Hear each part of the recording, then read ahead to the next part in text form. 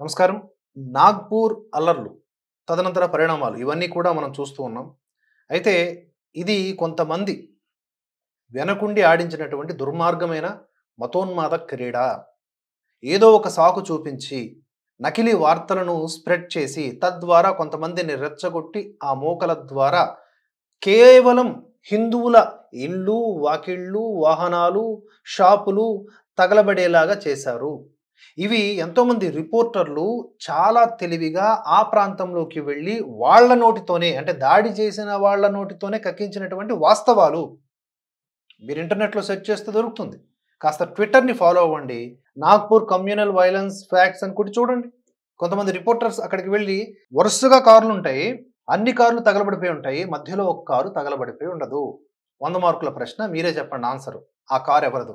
దాడి చేసిన వాళ్ళది. సో, ఇలా చాలా క్లియర్‌గా, పకడ్బందీగా, వ్యూహాత్మకంగా ఈ దాడి చేశారు.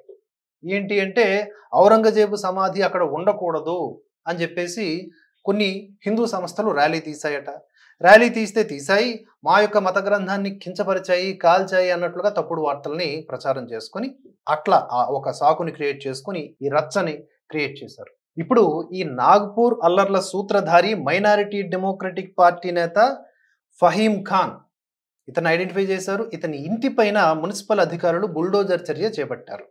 సో, యోగీజీ ఫార్ములా అనేది కొన్ని సందర్భాల్లో బాగా వర్కౌట్ అవుతుంది. కొంతమంది అంటారు ఇది రాజ్యాంగబద్ధమైనటువంటి చర్య కాదు అని.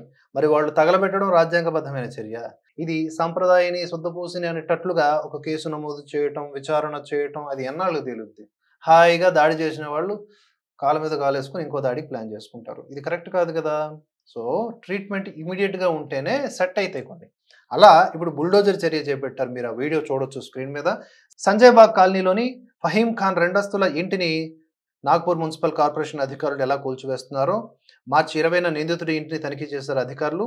అది మహారాష్ట్ర ప్రాంతీయ పట్టణ ప్రణాళిక చట్టం 1966ను ఉల్లంఘించి ఉన్నదని కూడా చెప్పారు. సో, ఇక్కడ ఏదో ఉద్దేశపూర్వకంగా వీళ్ళక్కడ వెళ్ళి ఆ ఇల్లు ఇరగొడుతున్నట్లుగా మనం భావించనక్కర్లేదు.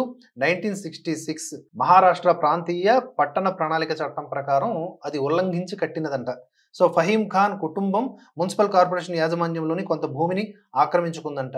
ఈ మేరకు నోటీసులు పంపించారు. అక్రమ నిర్మాణాన్ని తొలగించాలని 24 గంటల గడువు విధించారు. అక్రమ నిర్మాణాలను తొలగించలేదు. దాంతో అధికారులు చర్య తీసుకున్నారు. అలాగే ఫహీం ఖాన్‌కి సంబంధించిన ఓ 2 దుకాణాలను కూడా పోలీసులు సీజ్ చేశారు. అల్లర్ల సమయంలో వాటిని ఉపయోగించారు అంటే అక్కడి నుంచి రాళ్ళు, పెట్రోలు ఇలాంటివి బట్వాడా చేసి ఉండొచ్చు.